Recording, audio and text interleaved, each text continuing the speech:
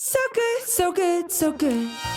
Easter deals starting at just $25 are at Nordstrom Rack stores now. And that means tons of fresh reasons to rack. They've got the best gifts. Because I always find something amazing. Save on Easter finds from Kate Spade New York, Calvin Klein, MAC Cosmetics, and more. Great brands, great prices. That's why you rack.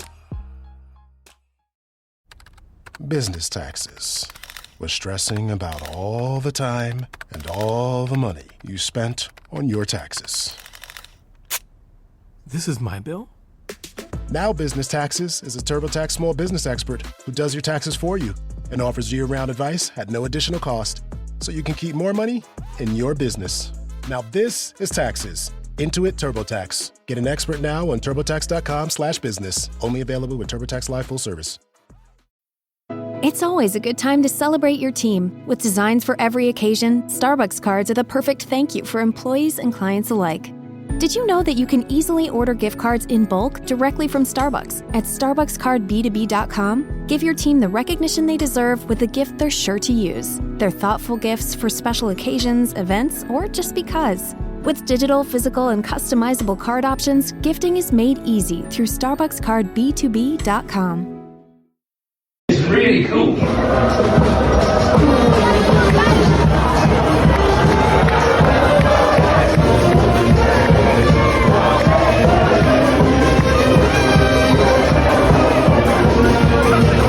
Bonjour, hello, and welcome to the Rosbiff Rugby Podcast, your one-stop shop for all things French rugby. Top 14, Pro de Nationale Nibbles, the French national team, Champions Cup, the Challenge Cups, towns, cities, bars, restaurants, food, people, fans, everything that make French rugby so brilliant. I'm joined as ever by Rob, who is in a room that is less dimly lit than my own. Rob, how are you? How was your weekend? Yeah, I'm all right. It was a bit of a weird weekend, but yeah, I'm good. I've recovered well, I feel. Very good. I'm glad to hear. How are you? I understand there was an accident yesterday. Yeah, there was a small incident involving a bread knife, which ended up with a very quick visit to Croydon University Hospital.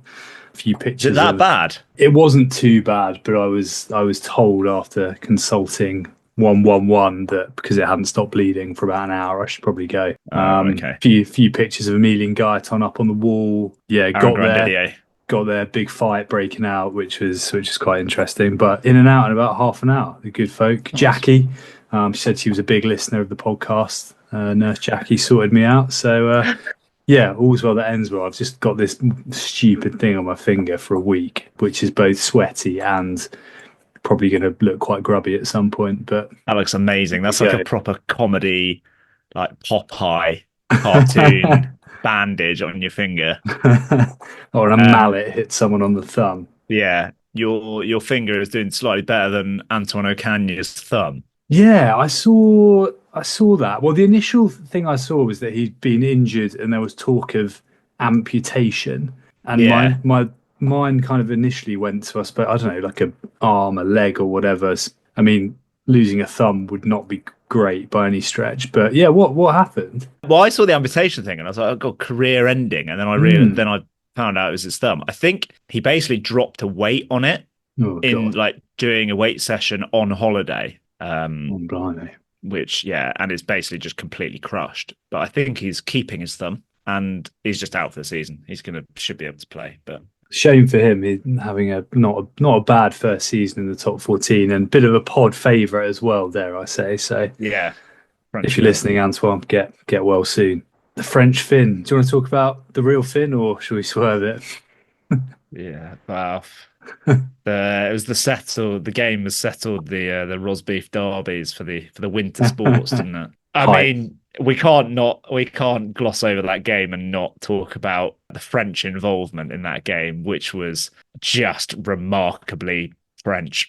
It was so bizarre. Like, some of the decisions were just so odd, and I cannot believe they didn't like that. The try is just, I can't believe they've not looked at it. It's Trinini in the TMO as well, like a real stickler for the rules.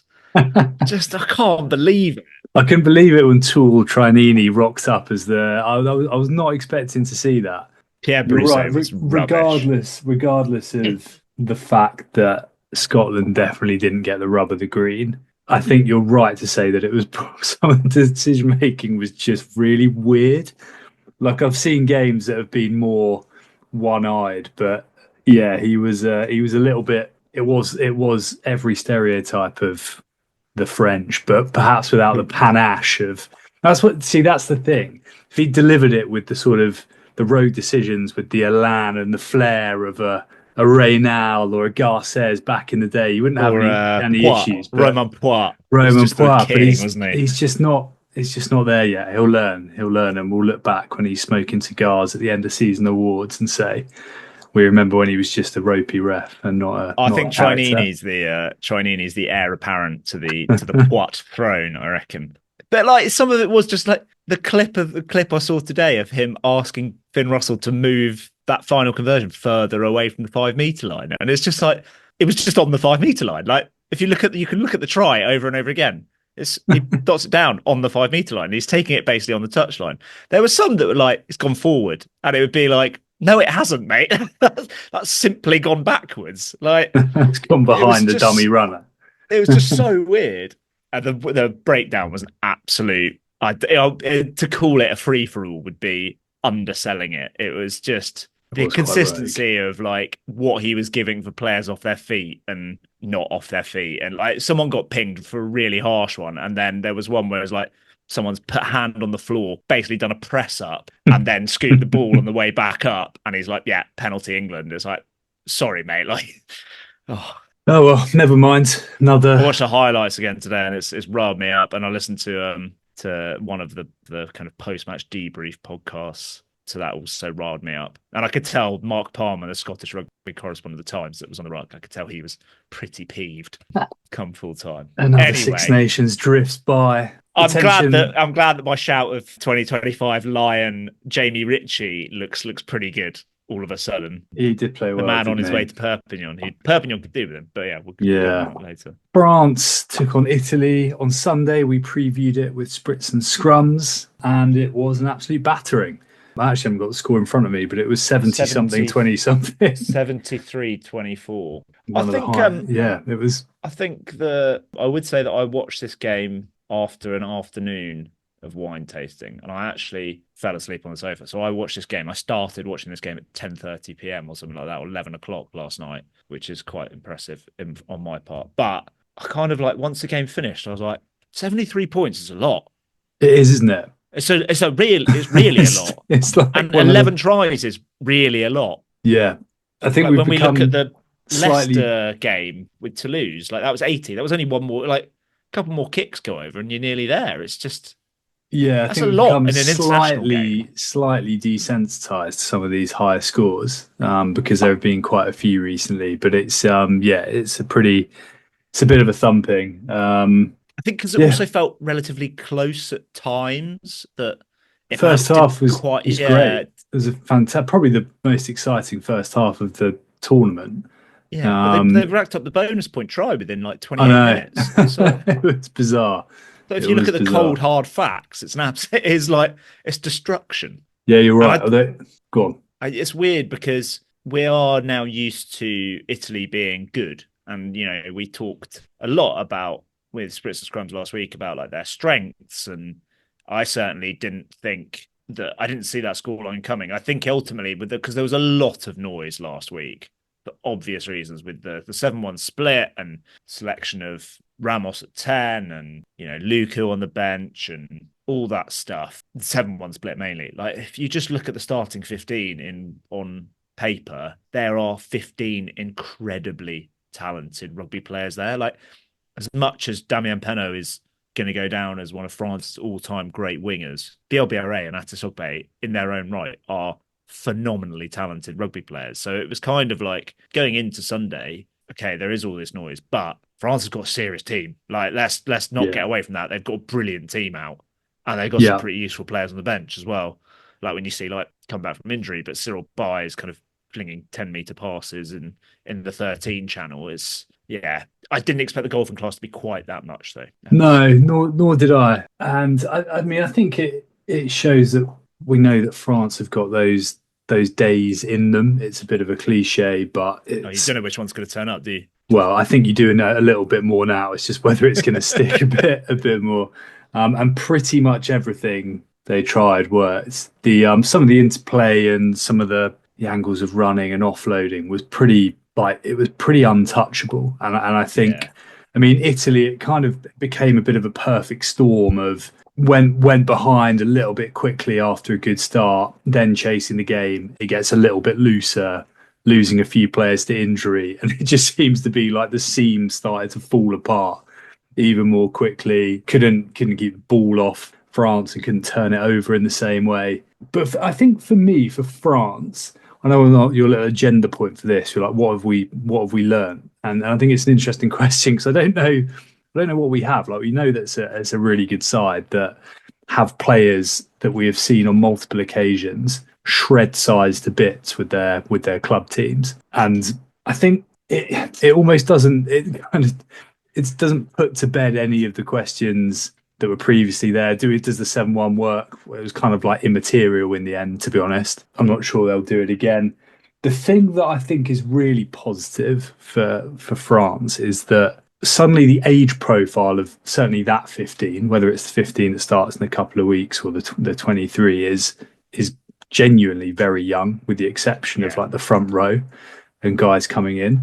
And I think it's the performances, not just having a good game, but being willing to play in that way and be front and center of some of the new guys. And or I say the new guys, blokes who made their first start. So notably Leo Barré at 15, he's played 4 or 5 games for France.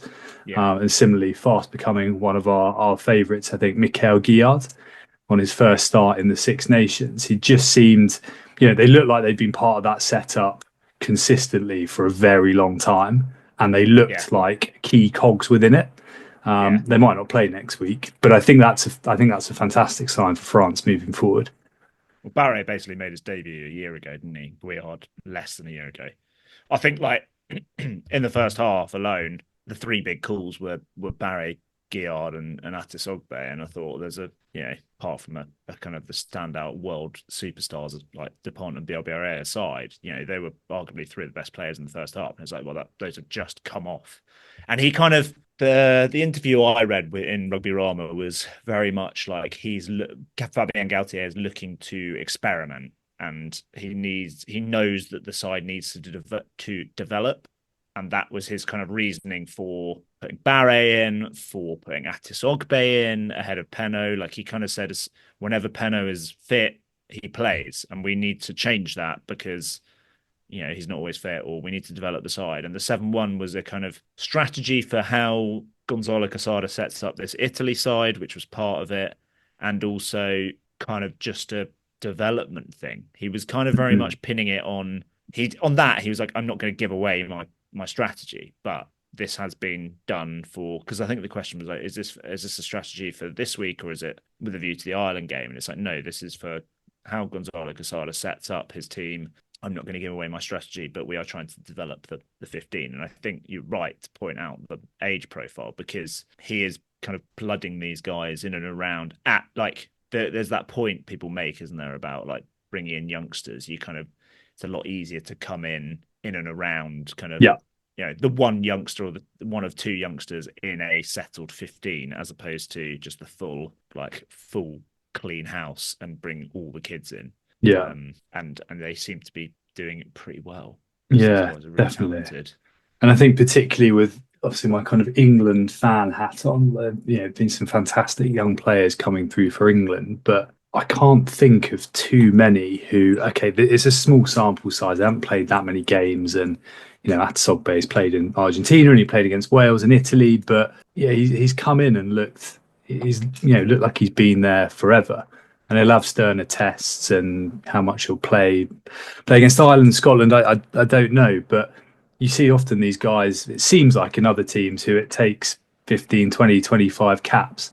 And that's completely fair enough, because it's bloody hard playing international rugby. Yeah. But I think the consistency with which certainly that trio, obviously a bit more experienced, but I think since he's come in, someone like Jean-Baptiste Gros, who's been absolutely fabulous, didn't have much to do in this game, but it's testament, I suppose, to the environment they're creating there as well. Yeah. I think the one player that hasn't kind of hit the ground running, certainly in the way that his form suggested he might, is Pierre-Louis Barassi. I think, but you make a good point there about it being 20 caps. I think I wrote in my notes like Hugh Jones is an interesting comparison here, because Hugh Jones, for his first 30 caps, I'd say, was an absolutely abysmal defender, like really, really poor. And he's actually pretty good now. And I think if Pierre-Louis Barassi was Welsh or Scottish or Italian, he would have the time to learn on the job or kind of smooth out those creases. But because he is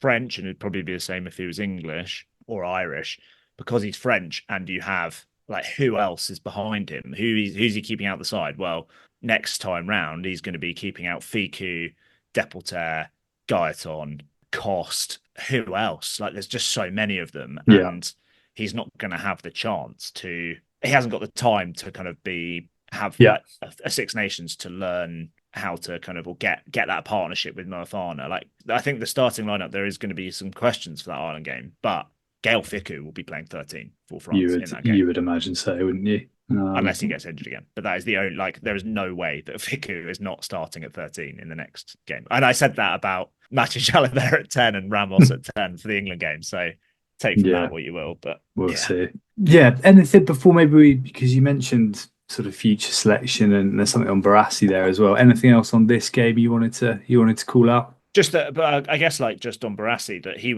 was not necessarily at fault. I think it's hard, but he was the player very much in the middle of the tries being scored for the first two tries. And also I thought the commentators were really good. I thought Nolly Waterman and Flats were actually, and Miles Harrison actually seemed, they weren't just churning out cliches that we kind of expected them to. I thought they were actually seemed quite well researched, certainly on the Italian players, to my knowledge anyway. And they were calling out Barassi's defence as well. And I think that's not a great sign if the pundits call it on ITV on a Sunday afternoon are calling you out. Yeah. It was quite a nice jovial affair, and actually they were quite and a bit of Roman sun. Yeah, it's tricky, isn't it?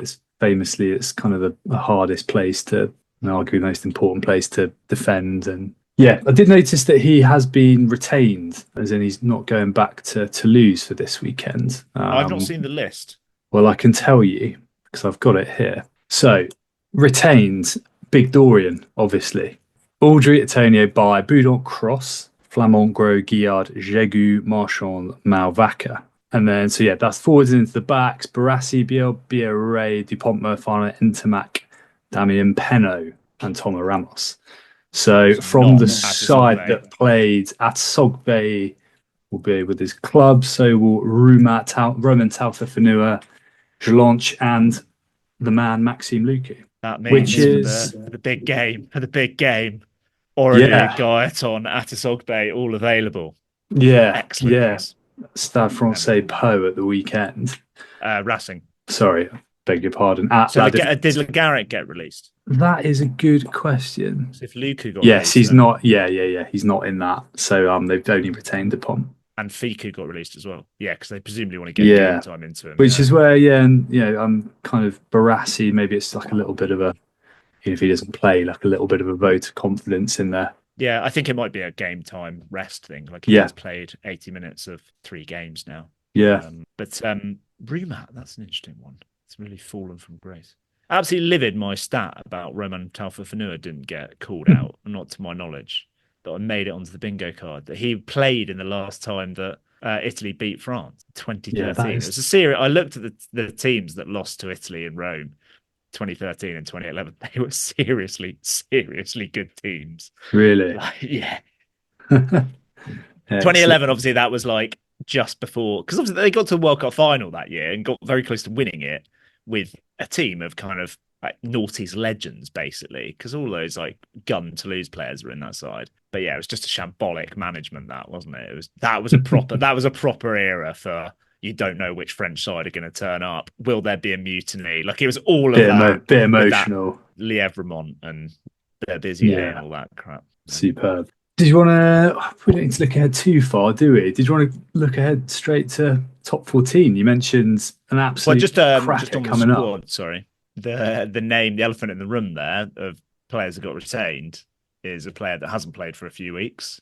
that is clearly they're not interested in getting game time into, and that is Roman Ntamack, who we can't really go out of this game without talking about how good Leo Barre was. Yeah. Without meaning to he did everything basically, without meaning to do he should have been man of the match as well. Without meaning to be too homoerotic, like he is just a gorgeous rugby player to watch. Like some of his lines, and he's kind of got that USP almost of the little shift of the hips to just, it's kind of like a dummy with the hips. It's amazing. Angles he ran. Oh, he was brilliant, I thought. And yeah, he was high class. He's not flawless. He's still a young player. He has all those kind of ups and downs that you have as a youngster, but my God, he was good. And I think it seems like they will go back to Ntamack Ramos, but it just doesn't feel right to me. Yeah. Regardless of, whether it was Jalabert or Ntamack or whoever, I just think, yes, Italy were poor, but they were made to look poor because he was sensational. Yeah, they were. It's hard to. I mean, most people listening to this would have seen it, but it was the cliche. Like, it was a pleasure to watch some of the tries, the deftness of touch. As you say, some of the running lines, particularly from Barre, the like piss take, almost silky skills from like Bielbiere were. It was really quite something. I think they would have, easy to say, but would have shredded a better team, as they pretty much did to England. But it wasn't wet in that first half. It was proper. It was like heat conditions, wasn't it, for a team that wants to run it about a bit? Yeah, but like a lot of fun out in Rome. Whether they got on the line out, the lager line out, I don't know. After the game, probably. Maybe. Who knows? One of my mates texted me. He was very impressed with Yoram Mofana as well, which I think was quite a savvy. Yeah, he's had a couple of good games, hasn't he? For a guy there was definitely a bit of pressure on. And I think that there is that lack of connection with him and Brassi, whereas I think when they bring in Fiku, he has played quite a lot of rugby with Fiku at 13 now. Yeah, so for sure. I don't think that will be one that changes. Yeah, France so set up an absolute blockbuster. Not this weekend. It almost feels, well, I quite like, good to be tantalised slightly with the wait for the trip to Dublin. I guess this is the one that's staying, isn't it? This one they're keeping after 3 games because they're binning a rest week, aren't they? They're doing 3 and then 2, I think. Yes. It's just it does feel weird because you kind of have just this isolated game in the middle, which is, I think it does feel right that they've been off one of the rest weeks. Yeah, definitely. But I guess we'll go through that in a little bit more detail nearer the time. Shall we talk top 14? Yeah.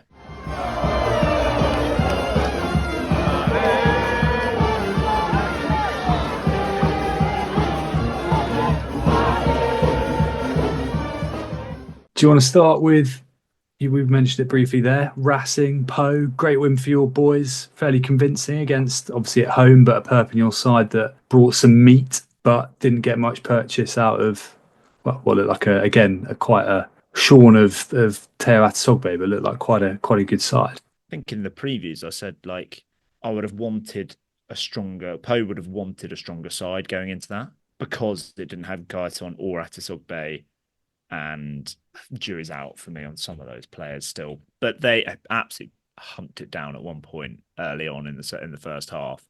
But Pau scored a really nice maul try, which is a good sign. I think I saw one team, might have been the Rugby Rama team of the week, that had both Oradu and Tanguy Valu in the team of the week, which, Type 5 is an area that they've struggled. So, yeah, Oradu, like the line out works really well. So it does give them a platform to launch off and to get the win without those kind of X factor players that are going to score tries. I think it probably says more actually about how bad Perpignan are. They're in a real rut. Yeah, struggling a bit. It's something like 6 tries in 8 away games now. That's just not good, is it? Like, by any measure, you just got to score some tries. Yeah, not helped obviously by multiple injuries to their various 10s, but yeah, I don't know. They don't seem to have a huge amount of momentum with them at the moment, do they? Having drawn at home to Cass the previous week and done a proper number on their scrum, but I'm sure Brooksy and Berrier, our favourite front row duo, will do something to steer them home. Maybe stick one of them in the centres. They have scored 6 tries. 6 tries in 8 away games, and if you include the Bezier home game, if you're away from Amy Giroud, they've scored 7 in 9. Yeah, not ideal. That is subpar.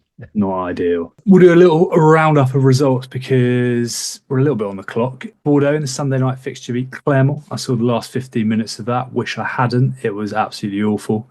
Finished with Benjamin Pajetta kicking the ball out behind his own post to leave with a losing bonus point, which is like a pretty damp squib way to end the round.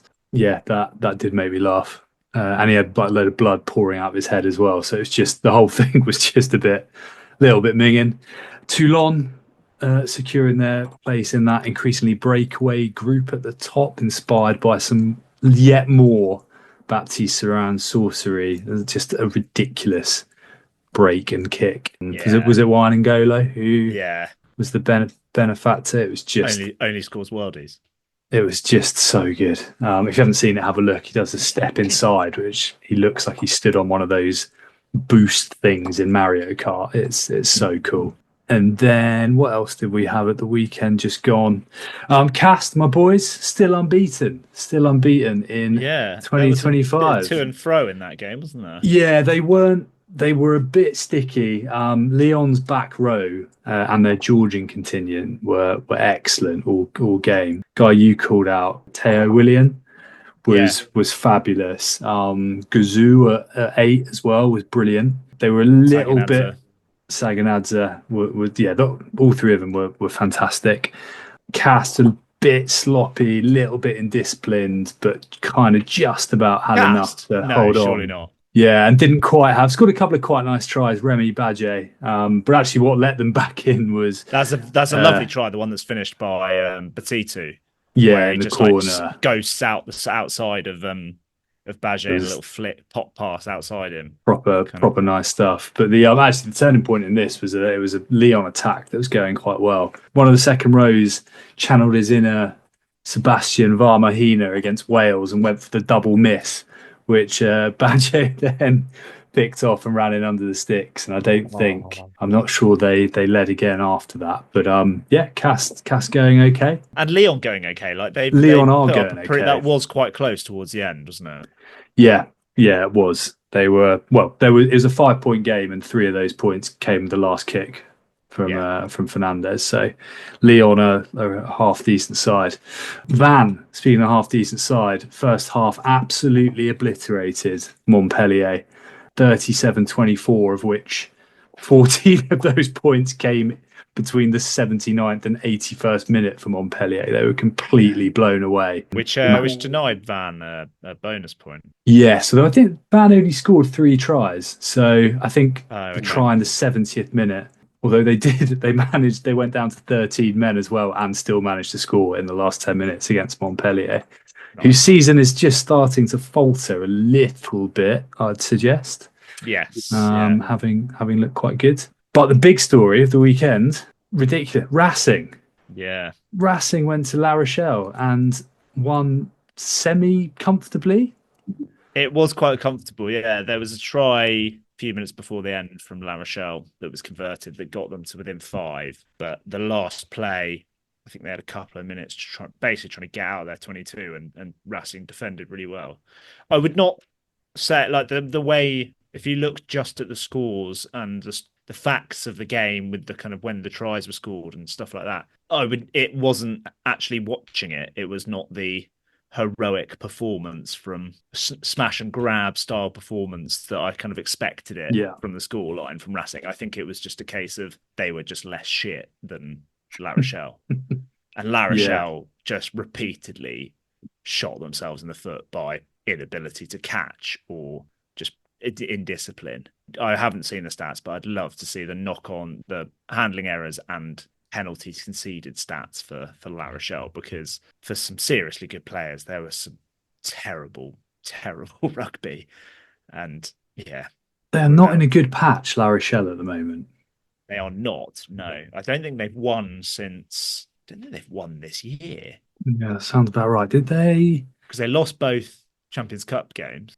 Correct. Yeah, they no, they have won this year. That last kick of the game against Toulouse, under 15s, which they should have lost.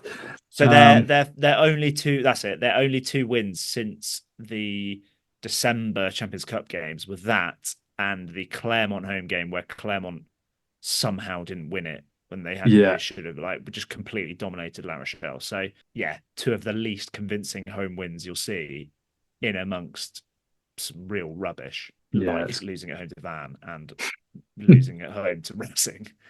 You know, it's quite a fall from grace at those points, like 14th and 13th in the league. Yeah. One good thing's come out of this, though, the return playing of Pierre Bougarit, who has had really well.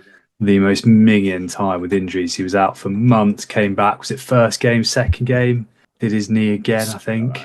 It was horrible. So, yeah, we'll obviously touch wood that he stays fit and injury free, because he's a proper difference maker for La Rochelle. Bit of a lightning rod, isn't he, for stuff that's good for them. Yeah. They're obviously, like, it's weird because looking at the teams on paper, La Rochelle had so many good players coming back. Like Dante was on the bench, Bougarit was on the bench, Skelton started, Tawarka Barlow started, got a nasty looking knee injury and limped off. Skelton, like, there was a nice kind of vintage offload for Antoine Astoy's try. But other than that, he wasn't that impactful. Like ER West was on the bench. Like, all these guys were coming back and they still completely underperformed. And Racing kind of had a few like unheard ofs, like Chingy Manyara, Zimbabwean debut, Nolan Degui, 19-year-old on the wing, first game. Yeah, two guys playing their first game. Escobar, the Chilean hooker, first start. Bob was his second game, I think. He played in the first game of the season. He wasn't that great. Yeah, and a word on Toulouse, Rob. They were really good. Malia was amazing. He's a joke, isn't he? Bayonne were not good, and it was quite, I think they were completely overpowered, which, given that they overpowered Bordeaux, is the scariest thing about that result, because Toulouse just completely dominated them, and it was a pretty similar side to last week, and Bayonne were just never looked like really being in the game. Toulouse then looking pretty imperious despite missing like 15? I think it was 15. There was like 11 in the squad plus Entomac. I can't remember now. Capozzo and Kinghorn, I feel like there was somehow another. At one point, I calculated 15. I mean, they've still got... Peter Aki came back. That's pretty key for them. Chocobarez is really good. Malia at 10 was great. Nelson Epe now looks like he scored a couple of brilliant tries. There was one where he just like kicked it over the top and it lands in open space. And it's like, oh, this looks like a sevens game all of a sudden. I wonder he might be quite good here. And the one man to beat at the back was poor old Cami Lopez, who did a little bit of a Dwayne Chambers and Safa Powell, kind of like pulled up his calf, be like, oh, yeah. It's like, mate, it's fine. We get it. You're 36 or whatever. You've got a 24-year-old Olympic sevens gold medalist. I think we're all okay with you getting skinned there. But yeah, Nelson Epe looked really good. Paul Koss looked back to his best and then got injured quite early on. But he looked... I've been relatively disappointed with Paul Koss this season. But he looked really good and then got quite nasty. He already had it taped as well, so that's never a good sign. Yeah. But yeah, they were pretty good. Like, Grau was really good again. Malia and Grau, like, to have that. The game I watched, it would have been this time last year at home to Cast, when they absolutely like put 30 points to 3. Those two were just so in command. And they had like Kinghorn playing in that game. They might get Kinghorn back this week as well, actually, and Capozzo, which is terrifying. But yeah, those guys are just so good. Yeah. Yeah. I think it was like Delibes like second or third start at 15, and it's like, but he just looks so at home there. It kind of doesn't really matter. Yeah, the level of, I mean, we know they've got a great squad, but the level of depth and the consistency with which, I mean, they did literally, I know it's a few months ago now, but we just mentioned it there. They did quite literally take pretty much an Espoirs team with Cyril Bay to La Rochelle earlier in the year and should have won.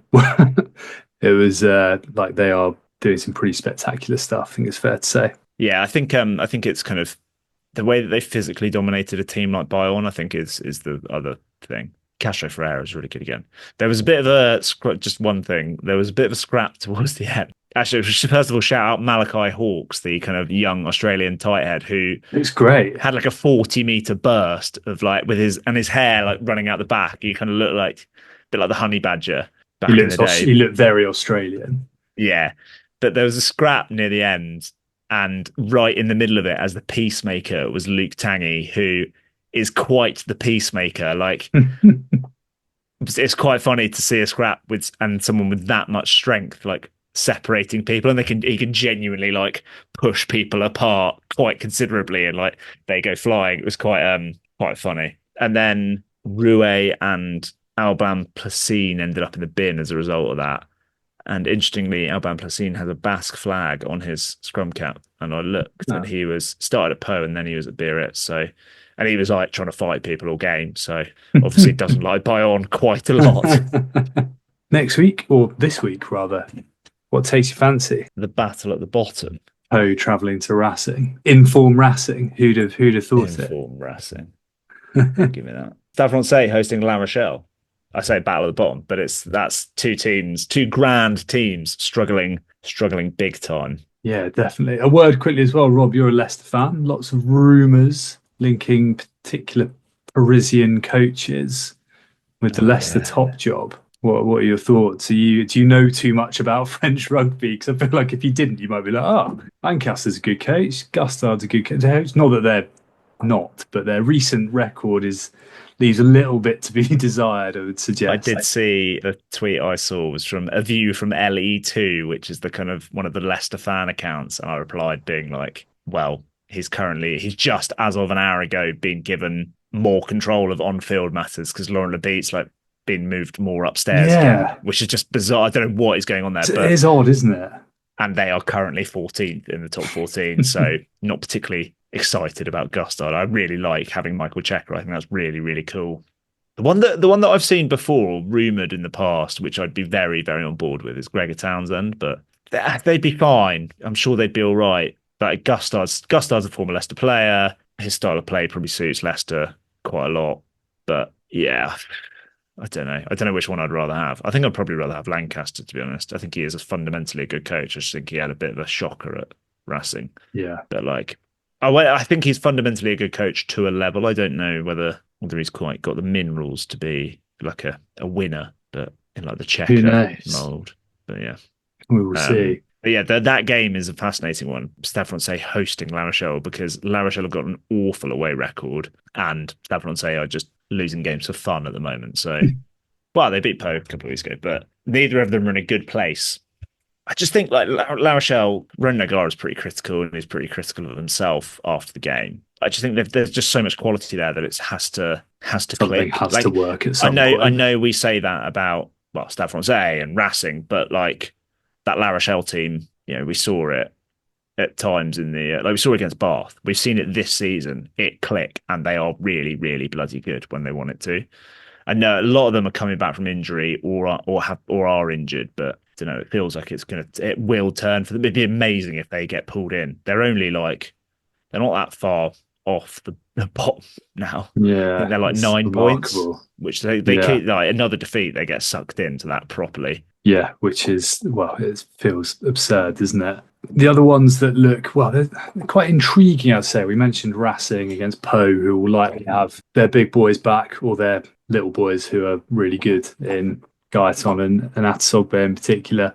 Racing get Garrick, which is so key. It's so key, because the other nines have been pretty ordinary. They have, yeah. Cast go to Montpellier, who again will not be playing at the GGL.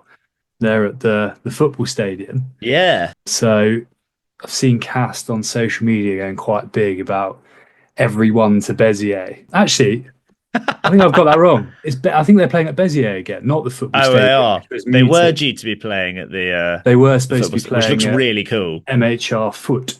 But no, they're back to Béziers. Okay. So, which does rather ruin the symmetry of playing a singular home and away game at the same ground in the same league. But Cast hoping to travel in numbers. The other one, well, Perpignan who are not in a great run, have to host Bordeaux Beck, who will likely be with Maxime Lucu and Mathieu Jalabert. Yeah. Which is dicey. Win that one. The one that looks like it could be a real cracker is Lyon hosting Toulon. That's the televised game. I'm absolutely livid. Well, I'm not here this weekend, but I'm livid for the state of it anyway, that it's not the Racing v Po game, because that's on TV in France on Canal Plus. That is the televised game, I think. Yeah. But Lyon v Toulon is the televised one. Will Lyon be shorn of some of their Rugby Europe Championship contingent. Does that come back? If I got that completely wrong, does it map? But if they do, that is going to be problematic because Toulon have been looking shit hot of late. But if they don't, it could be a cracker because, as we said, Lyon have struck something resembling a bit of a vein of form recently and have travelled okay as well. So, yeah, we will see. Georgia play Romania on the 2nd, which is Sunday. So, yes, they will be without Saganadze and Niniashvili. Rapid David. No back-to-backs for them. Alrighty, well, we'll look forward to it. Pro Day 2, bit of Nationale and a few Petit-Fours. The last thing you want to hear when you need your auto insurance most is a robot with countless irrelevant menu options. Which is why with USAA Auto Insurance, you'll get great service that is easy and reliable, all at the touch of a button. Get a quote today. Restrictions apply. USAA. Look around. You can find cars like these on AutoTrader. Like that car riding your tail. Or if you're tailgating right now, all those cars doubling as kitchens and living rooms are on AutoTrader too. Are you working out and listening to this ad at the same time? Well, multitasking pro, cars like the ones in the gym parking lot are for sale on AutoTrader. New cars, used cars, electric cars, maybe even flying cars. Okay, no flying cars, but as soon as they get invented, they'll be on AutoTrader.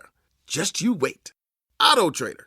Life is made up of many gorgeous moments. Cherish them all, big and small, with Blue Nile. Whether it's for yourself or a loved one, Blue Nile's unrivaled selection of expertly crafted fine jewelry and statement pieces help make all your moments sparkle. Blue Nile's experts are on hand to guide you, and their diamond guarantee ensures you get the highest quality at the best price. Celebrate a life well lived in the most radiant way and save up to 30% at BlueNile.com. That's BlueNile.com. Coming next.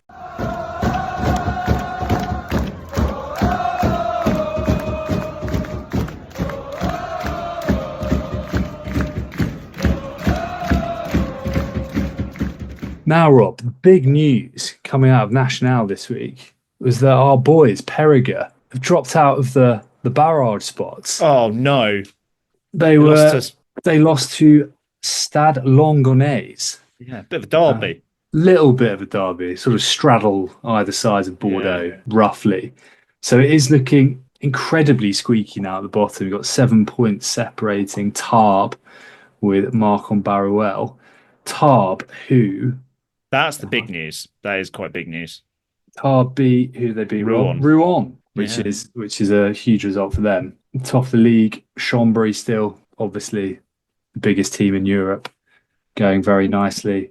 And Massy are now in the top 6. And there was actually, I'm not sure I sent it to you, and you may have seen it, but there was an article on Massy on BBC Sport a couple of weeks ago. I've not read it yet. Yeah, really good. Yeah, name drop, Leo Barre, Mathieu Bastero, Cameron Waukee. Yeah, very cool. So worth a look. But that kind of 4-way, what do you call it, battle for the barrage spots behind Chambéry, Rouen, and Narbonne appears to be a little bit more interesting now with Massy in a bit of a vein of form. We will see. Périgueux not in a vein of form. No, struggling a little bit. If they lose, but they've both got that game in hand against each other. The game that got randomly cancelled last week, haven't they? Oh yeah, that's now in the fallow. It's now in the week of the Champions Cup games. Yeah. So I think we mentioned last week any Ulster fans going to Bordeaux could tag on maybe Pomerol, Saint-Emilion, and then Périgueux. I reckon Bourgoin are going to go down. You know, just surely not. Feels like a team that's plummeting. Feels like a storyline. Suresnes, yeah, just a point ahead. Do you know who Suresnes' head coach is? No, David Oradou. Father of. All right. More importantly, Pro Day 2. There was some wildness as ever, particularly one of the score lines. But we do have to sadly report that the best fact in the 24-25 season of French rugby is it's no longer a fact. Yeah, I'm wearing the brief hoodie. Gutted. I mean, I shouldn't be wearing the hoodie. I'm wearing it because it's topical, but absolutely gutted that the late Friday kickoff is now no longer home wins only. Unbelievable. After Brive defeated Biarritz. Yeah, we saw that. I mean, Biarritz have had a horrible time of it, as we've mentioned a fair bit. Lost the week before off the last play. And then we saw the Brive team sheet and we're like, ooh, okay. Yeah. I think they all played, didn't they? Like, I think Carbonneau's injured at the moment. Furte's been playing 9, which I'm not a fan of. I wanted to be a fullback or a winger. But yeah. Bosch played, Courtney Laws played. That's when you can tell if they really mean business, as if Big Courts plays. But Marcel van der Merwe played, Maroney, who seems to be, well, unsurprisingly, absolutely dominating. Just not hugely surprising given this season he has beaten the All Blacks. So, yeah, you put it like that. Just on Breathe, I know he's injured at the moment. Sam Johnson in the England-Scotland game when Stafford McDowell made that break, I felt like I had a genuine flashback to Finn Russell putting Johnson through in that famous tied game at Twickenham. It was like, oh my God. It's like, no, surely not. Well, I look forward to seeing how Stafford McDowell does in Pro de Deux in 7 years' time at Breathe. And they're back in Pro de Deux. I was going to say at Chambry, but they'll probably be back-to-back Champions Cup by then. Yeah. But yeah, great. I mean, say they've struggled, but great result for Breathe, who had just wobbled like ever so slightly, but are now very much re-established at the top of the league. Plays behind Provence, who played out one of the more ludicrous-looking affairs down at the Maurice David. Any thoughts on? I mean, the tweet that I saw that we reposted that just summed it up. It was just a photo of the scoreline and just said combien. So, how much? Because the final score was 61-45. So quite remarkably, Sax V have scored 45 points away from home and come home with 0 points. And also remarkably, Provence have scored 61 points and not got an attacking bonus point. 9 tries to 7. So the quirk of the 3 clear tries in French rugby means that, they kind of same as a 15-0 tries. Yeah, they might as well have won 3-0. It's just incredible, dude, incredible. Yeah, and also that's the most ridiculous thing about that is the reverse fixture was 6-all. Yeah. Yeah, and it was nearly. It could have been 3-all, 0-0, and it was like hot and dry and everything. I don't know how. Just give up in trying to do this league justice. It's too good, too powerful. It was interesting though. Like, I mean, the highlights, they didn't have time to show all of the tries because there were 16 of them. It's quite hard in a 4-minute highlights package to get 16 tries in, but it wasn't necessarily like a defense optional type game. It just looked like just people breaking through tackles, but not like swinging gate. Like it was, I think Provence just looked really powerful and really direct. Like get over the gain line, play off 9, run hard. And then when they've got like big physical backs, like Ingafino as well, who tried his best to butcher one, but luckily Jimmy Gopperth was on hand to rumble over. He's like sniffing around rucks as well. Little Jimmy 5-1-4 or whatever he's up to now. Yeah. And Masabaka had a bit of a mixed bag actually. There was a few. He let a ball bounce that for the Gopperth try that is quite a comical letting the ball bounce and then it just skids back straight to Ingafino. But I think the try that it was in the Pro de Deux highlights or best tries of the week, that Saxby scored inside 3 minutes from a scrum inside their own 22. Stunning try. Masabaka is just like out of the 22 before you can blink, basically. He's a phenomenal player. He now follows us on Instagram. So does he? Yeah. Oh, sweet. Yeah. Maybe we'll get to ask him one day if he is actually 18.5 stone and where he got his fleece from. Yeah. Well, hopefully after he's made his Scotland debut. Yeah. At the Stade de France. That would be quite the story, wouldn't it? Elsewhere, another win on the road for Grenoble, who beat Dax away, which not many people do. They are increasingly squeezing. Say that, I think they've lost 3 times now at home. Have they? Yeah. 3? They lost to Saxby and then they lost to Valence the other week, didn't they? They did. Yeah, they got 8 wins from 11. So but they're still no longer the fortress. He'll be back. Nevers held out against Oyonnax. Yeah, because Oyonnax don't have Joel Abd, so they don't win when when they don't have Joel Abd, which is extraordinary. Just providing defensive masterclasses elsewhere. Yeah. Oh yeah, because they were really good in defence. But don't get me started. I wonder how much time he's spending with Marcus Smith this week, teaching him how to tackle. I don't know. Probably get those Scottish boys to score more than 10 points in 78 minutes with that amount of possession. Colombia going really well. They're going really nicely, aren't they? Yeah, they're into the top 6, part of overtaking our boys. Part of that front running pack. Yeah, going really well. Colombia. I feel like 6th place Colombia feels right. And team we just mentioned no, because I want Saxe V to overtake them. I want Saxe V to be in that barrage. They're coming second. There's There's another wind coming. Béziers right at the top, it just held out against Valence, who are now 14, despite the fact they seem to win or lose by very few every week. Yeah, they're good, but they're not good. I don't know how they're still 14th. Fabulous try by Owen Lane in this, the Welshman as well in the corner. Nice try. And I still love their kit. The checkerboard kit just does it. It's so cool. Something a little bit rugby league about it, which I quite like. Yeah, just shout out Nevers, talking of good tries. Arthur Maturon played a big hand in 2 excellent tries for Nevers. It's quite rare that you get a side with 2 in the top 5, which Nevers had this week, which were both Maturon's just pace. Like last year when kind of Nevers were going really well, it was him and Ambadiang that kind of excited me. And obviously Ambadiang's gone on to cast, whereas Maturon, still a young guy, big physical winger, rapid. Still got a bright future ahead of him. Yeah, definitely. Player to watch out for, Arthur Maturon. Definitely. Looking ahead to this week then, bookended really nicely. Provence go to Montauban, who themselves are... You've seen the quirk of this round of fixtures? Are there 2... All of the top 6 play members of the top 6. Goodness, well, very cool. Colomier, Brive, I hadn't seen that. But then it finishes with Grenoble hosting Béziers. Yeah.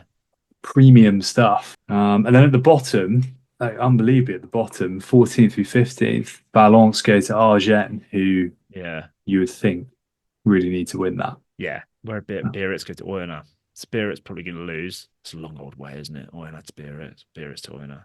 Yeah, that's a proper schlep. That could be one of the longest. I don't know how Biarritz aren't bottom, like they've not won in so long. I don't know how they're kind of like what I'm saying about Valence, like because they were flying. They were like top, weren't they? The first 10 games. But they've not won a game since that's a buffer. Since November. Big buffer. But yeah, they are. Well, they're hanging in there, aren't they? They're a point above that 14th and 15th. 7 defeats in a row. That's painful, isn't it? That's really unpleasant stuff. And it's not as bad as the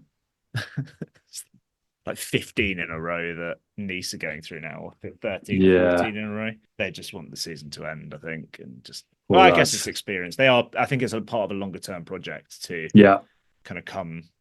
They're not. I don't think they're really expecting to stay up, but probably a season ahead at least of where they were expecting to be. Yeah, exactly. Alrighty, Pro Day wrapped. A couple of belters this weekend. Hopefully, we'll keep it quiet, but hopefully we might have a special guest in the coming weeks to talk us through the league in a little bit more detail. But for now, we'll leave it there and come back and finish with some Petit-Fours and a digestif.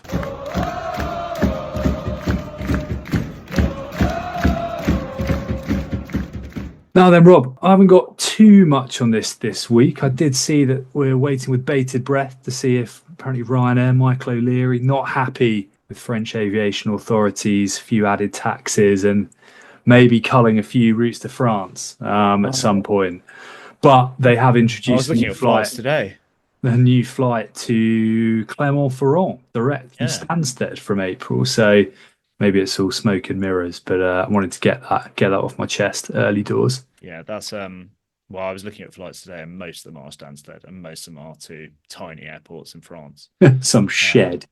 There's one that's really cheap. Yeah, Lord Tarbes Pyrenees. Yeah, but we need to crack on and do an actual itinerary options for Champions Cup, because that is up and coming. That is about a month away. The Champions Cup fixtures. I guess a heavy Petit-Fours, kind of a nice, boozy, rich chocolate. The kind of big news this week was that the Mendoza case, I think they're just calling it the Mendoza case in the French media, or they just call it Jégu already. The appeal was dismissed by the court.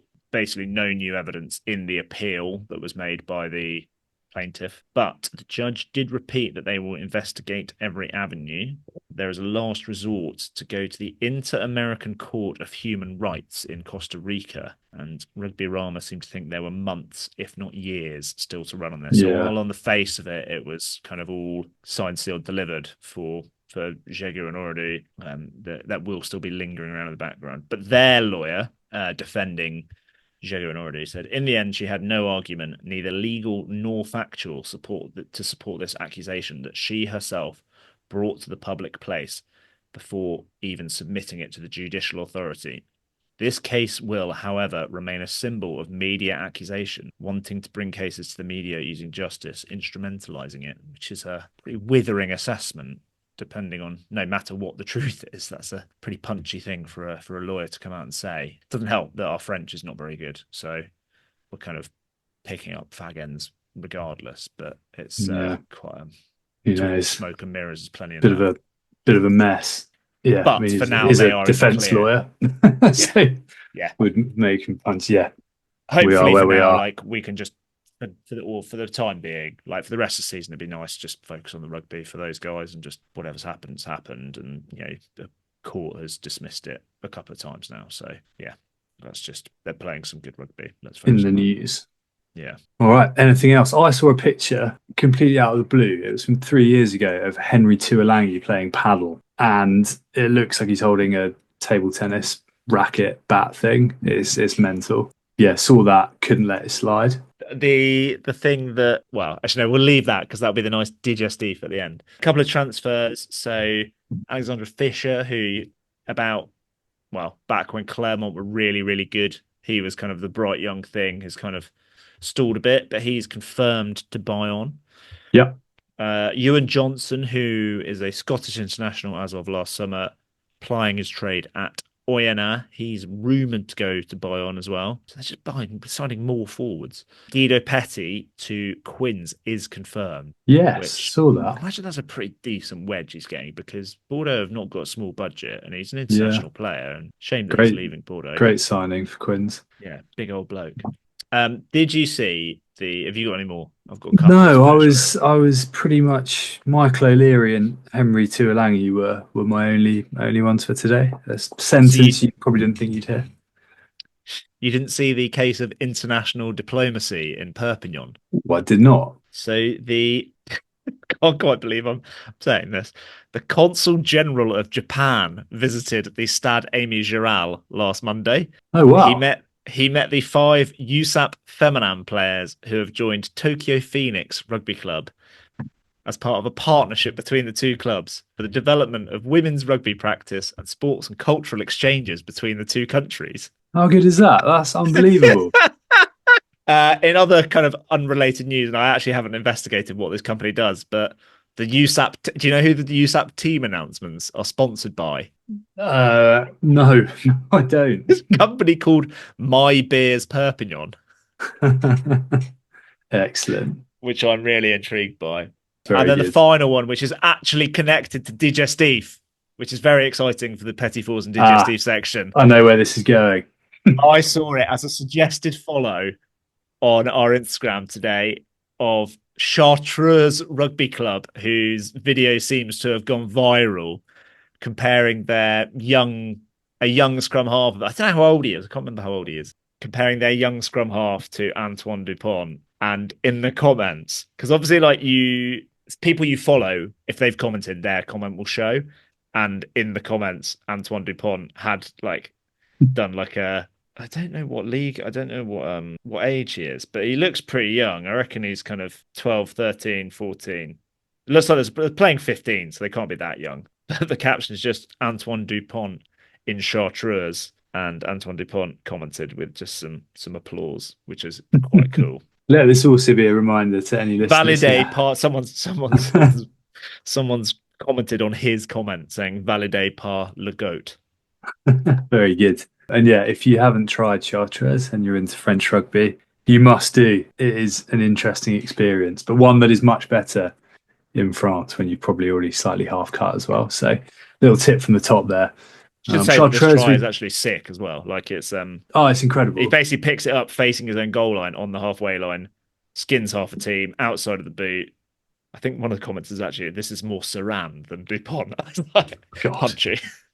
Like a little grubber through the outside of the boot, chips it ahead, runs it in under the sticks. So it is currently on our Instagram story, which, given that we're recording this on Monday evening, someone might not. If you're listening to this on Tuesday evening, it will no longer be on our Instagram story. So maybe just look for Chartreuse. Follow Chartreuse Rugby. Follow Chartreuse. Yeah, we should actually give worldly advice. Excellent. Very good digestifs to finish there. Rob, where can people follow us, or where can they get in touch? You can get in touch with us anywhere. We have an email account if you really want to get in touch with us properly. It's rosbeefrugby@gmail.com. But generally, we are at rosbeefrugby on any social media thing. Threads, which is rubbish. Blue Sky, which I quite like. X/Twitter, which is quite fun still, just about. Instagram, TikTok, YouTube. It's hard to get the videos up in time. I run out of time every week, and I'm on holiday this week, so yeah. Very nice. Well, enjoy your holiday, Rob, and do get in touch with people. Like, we've had some very agreeable conversations over these channels with some folk. Shout out to listener Jolly Hactor, who's found out getting married in Carcassonne. What a place to do it. Yeah, sadly unable to squeeze in any Nationale because the season's over, so a bit of a rookie mistake, but we'll learn from them. So also, congratulations and enjoy Carcassonne. And also shout out to Cameron Fisher, who responded to our Six Nations bingo saying, "Lads, been doing this down a beer for each one. I'm on the floor." It was the pre-game. It was the pre-game, less the commentary. Like Parise getting wheeled out.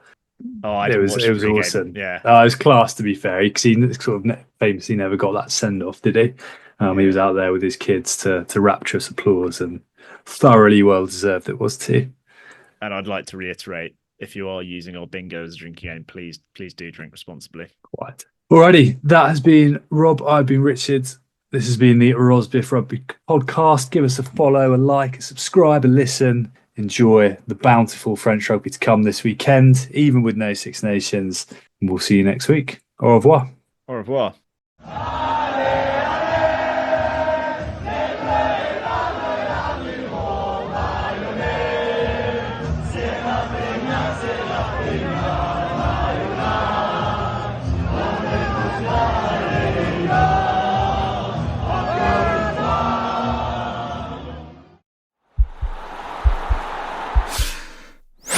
This podcast is part of the Sports Social Podcast Network.